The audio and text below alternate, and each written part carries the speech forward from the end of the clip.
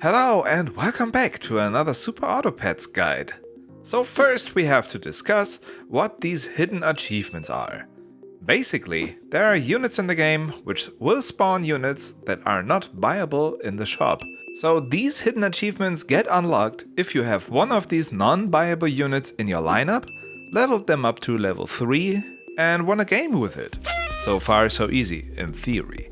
But let me tell you, this is definitely not easy in practice. Alright, now how to get all these hidden achievements? So which unbuyable units are we talking about here? Going up in tiers, we have the bee, which gets spawned by the honeypot. The zombie cricket comes from the cricket obviously. The ram, which comes out of the sheep. The bus, which gets spawned by the deer, the chick from the rooster, and the zombie fly, which obviously comes from the fly. And the sloth, which is buyable unlike all other units here, but is so damn rare, I've never seen one after 270 hours of playing. So that's also a hidden achievement, and also the only achievement I am missing so far. The dirty rat is by the way an unbuyable unit too, but it cannot be summoned on your side of the board by yourself, only by your opponent, so you unfortunately cannot get an achievement for it. Same with the butterfly. The caterpillar only evolves into it in the beginning of the fight phase, so there's just no way to get the butterfly on your board during the shop phase. So let's start with the bee. In order to get the bee on your board during the shop phase, you have to first apply honey on a unit and then proceed to pill it. So there you go, you have a bee level 1 on your board, but our goal is to win with a level 3 bee. That's kinda tricky. In my experience, it's actually best to apply honey 3 times to different units in the early and mid game, pill them whenever you like, most likely at a point where you would sell the unit instead normally, and then combine your bees until you have a level 2 bee. In the late game, however, you can rely on chocolate to get your bee to level 3. You only need 3 chocolate for that in this case. Leveling up your bee with chocolate is actually way easier than applying honey and pilling a unit. It costs less and is also way less of a hassle. Okay, I hear you asking, why don't you just get a level 1 bee, leave it and just use chocolate later? Okay, so well with that you would need 5 chocolate. Getting 5 chocolate in one game is anything than guaranteed. It's actually not really likely. Per shop you have a chance of 16% of hitting 1 chocolate. After turn 11, only 12%. You can do the math how likely it is to get 5 chocolates in a run. Especially if you consider that you want to close out this game as quick as you want. Games with 16 turns or something are bound to be lost, because the bee by itself is obviously really weak. It's by default a 1-1 without any effect. It will crush your power level by a lot. The earlier you can close out the game, the less of a negative impact your bee will have. So regarding your question, what that means is that it's even less likely to get lots of chocolate. But with investing in rerolls, I think 3 chocolate shouldn't be a problem really. So your build, like I said, has one big weakness, the bee itself, but it has more hidden weaknesses. First, the moment where you get your bee on your board, you're spending 3 gold for the honey, 1 gold for pilling a unit, which you would have sold otherwise, so 2 effective gold costs on the pill play. And it will leave you with a 1-1 without effect. You're spending 5 gold for a 1-1, which takes up space for a unit which could actually give you a real advantage. Your early game has to be strong to balance out this blow to your power level here. So, pro gamer tip. Invest in an early level 3 fish or otter outside of your bee place. Level 3 mosquito or beaver isn't too bad either. If you have one of those on level 3, just get a bison as early as possible. The bison can just sit there and scale without any doings from you. You want a board which just wins you games while you focus on your bee. A bison is awesome in that regard. If you're playing the expansion pack, Hatching Chick and Caterpillar are pretty good too. Caterpillar though itself also needs a strong early game, cause it's inherently slow. But if you get it early, you really don't have to worry that much about your board outside of your bee. I would also generally advise against playing Pack 2, because usually the player base is more experienced there and you will have a harder time competing with a less than optimal board. But you can actually run anything with your bee. Take any strong unit which you can get your hands on early enough in order for it to carry you. I talked about the hidden weaknesses in the early game, which was your power level, but you also got a hidden weakness late. A minute ago, I argued that getting 3 chocolate is reasonable in the late game. Well, it is if you actively search for it. Some late game turns will be spent 100% on just rerolling.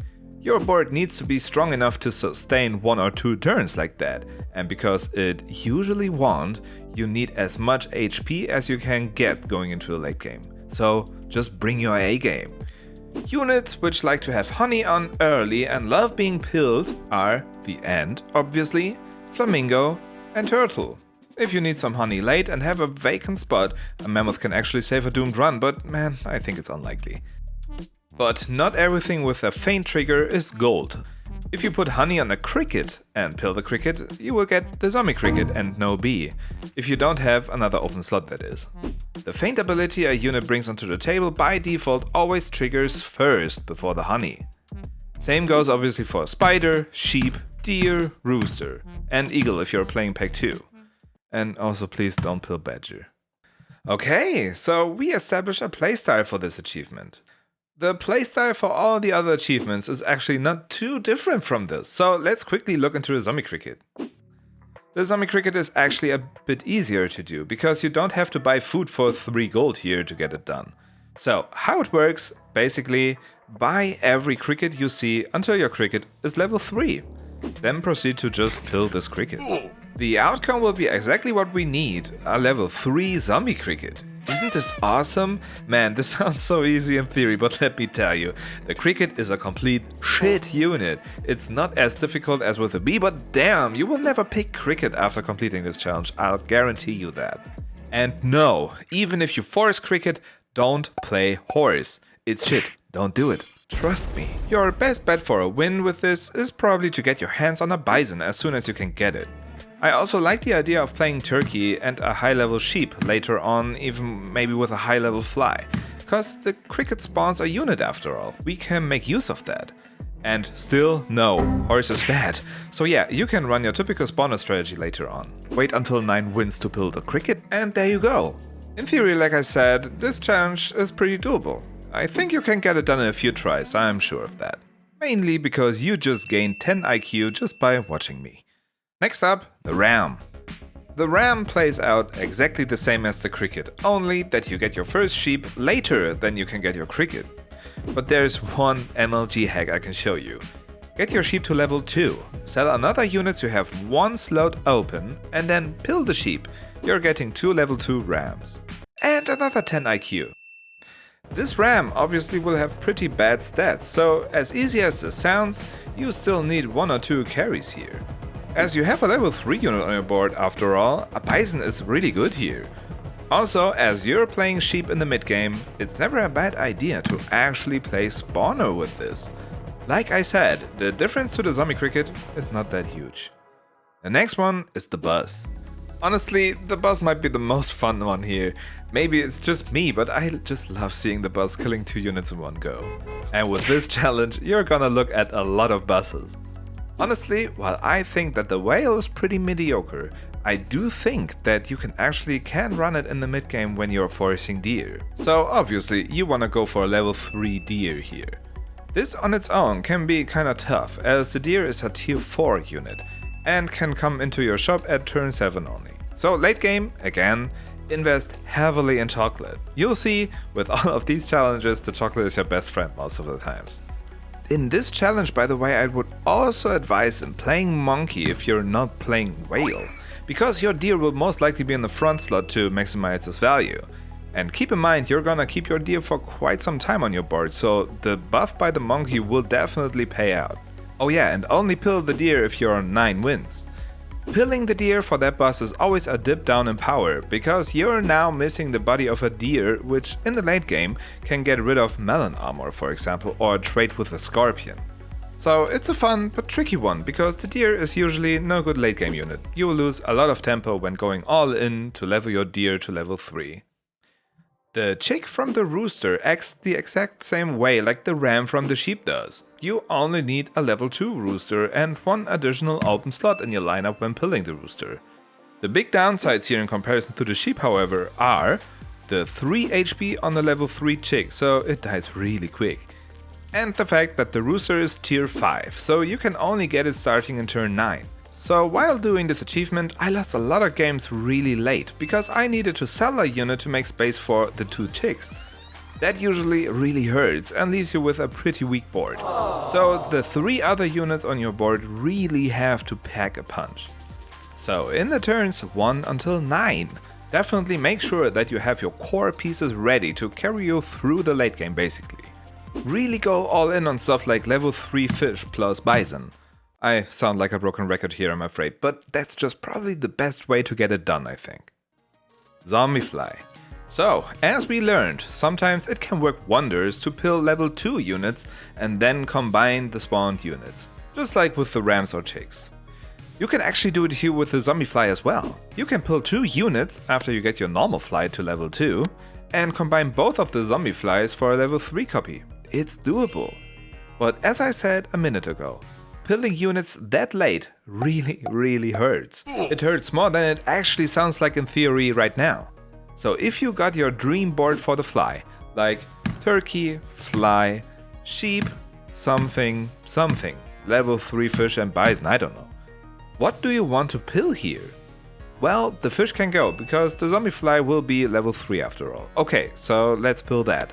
And now? The turkey is too important. Fly can't be pilled here for obvious reasons. Sheep? Nah, the sheep tokens get spawned first. And the bison is probably the reason why you're winning, so we cannot pill this. This sucks. So, my advice for this challenge, go for a level 3 fly. This is way easier to win with. Obviously, sometimes you're gonna win without getting your fly to level 3. But honestly, that's actually more fun than losing because you had to pill a turkey or something. So what I advise you to do here, go all in on any strong early unit like ant, fish, otter, stuff like that. Get a sheep early and get it to level 3 preferably over the course of the mid game. Pick up a turkey as soon as you can and have it at least on level 2. If you see a bison while having either sheep or your early minion on 3, get that one as well, obviously. When you hit turn 11 however, that's when you want to go really all in on getting as much flies as possible. Go nuts with it. Fly 3 this way is actually achievable more often than not if your board is not too weak. Well, and then if you're on 9 wins, pill 1 unit and see a 15-15 fly grow into a 21-21 because of the turkey buff, and go win yourself this beautiful sticker. Okay, and now for the last one, our lovely sloth.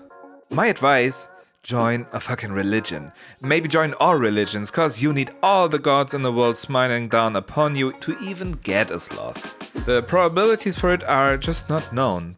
But as I said in the beginning, in 270 hours I haven't seen one.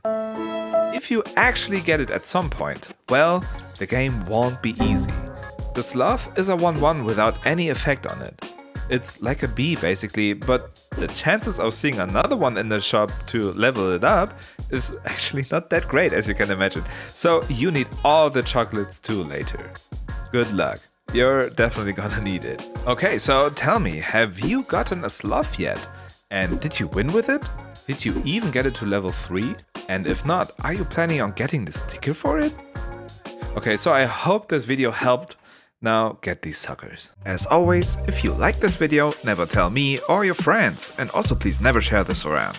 Also please make sure to not like this video. If you want to see more content like this, definitely don't subscribe to this channel and never check out the video displayed on the left side right now. See ya never, I'm out.